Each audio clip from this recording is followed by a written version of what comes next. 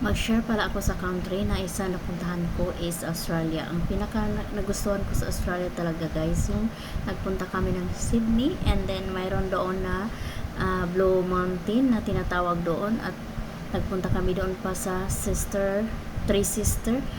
Isa yun na pinakamalaking mountain na daming magandang tanawin talaga. So, yung Blue Mountain naman, i-share ko lang kasi marami dito hindi pa siguro nakapunta sa Blue Mountain in Australia. So, hindi siya free na pasyalan. Expensive siya. Pumunta kami doon sa ilalim at grabe, nakita ko talaga doon yung mga kakaibang mga hayop ba. Yung mga totoo na lang siya guys, pero parang totoo talaga siya pag nakita mo. Grabe, ang ganda talaga ng mga nila doon ginawa. Tsaka may mga nagtatrabaho din doon at bago ka makarating sa baba, parang underground, sasakay ka ng train na pagpunta mo talaga sa ilalim, grabe ang dilim, wala kang makita guys, puro ilalim, para kang nandoon sa ilalim na talaga. Pero pag dumating ka na doon, parang na siya, parang nandoon ka pa rin sa labas, pero yun, nasa ilalim na yun. So may mga tree, hindi ko na-imagine kung paano ginawa yun. Grabe yung Blue Mountain guys. Kung pumunta kayo ng Sydney or Australia, kailangan nyo mapuntahan yung Blue Mountain. Grabe talaga, ang ganda doon. So, ang daming mga adventure doon na masusubukan mo, pero medyo expensive lang siya. But, I'm happy kasi na-experience ko talaga yon. Pangalawa, Three Sister. Ang Three Sister, marami siyang mga bridge ba na pwede kang pumunta doon, tapos siya mataas at grabe siya. Pag nandun ka na sa taas, parang mahuhulog ka kasi natatanaw mo talaga nung grabing mga, kahit gaano pa yung kalayo, natatanaw mo yung mga trees na sobrang lawak. Grabe.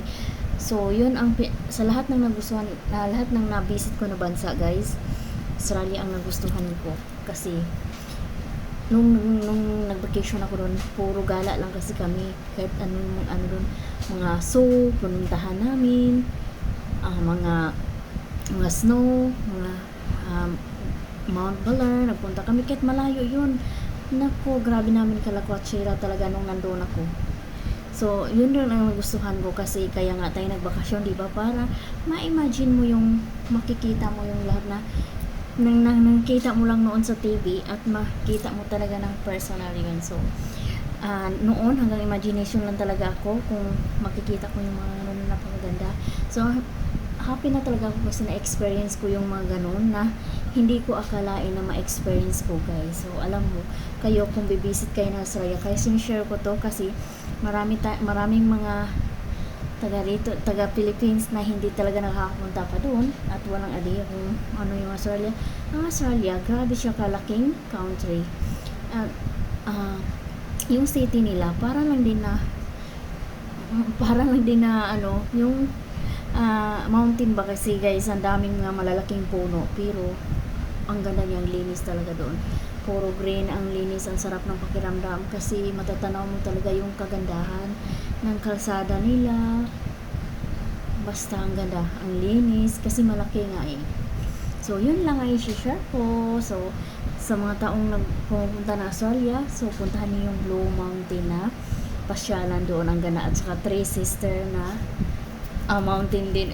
Yun ang na-experience ko talaga, yung hindi ko malilimutan. So guys, happy na ako kasi na-experience ko yung hindi ko akala ma-experience ko sa sarili ko. So yun lang ang i-share ko kasi since na nagta-travel ako, sa susunod may i-share pa ako. Ang i-share ko lang naman yung mga kakaiba lang guys ba, yung imposible siya na imposible before na imposible ko siya mapuntahan, pero napupuntahan ko siya. So thanks God. Yan lang.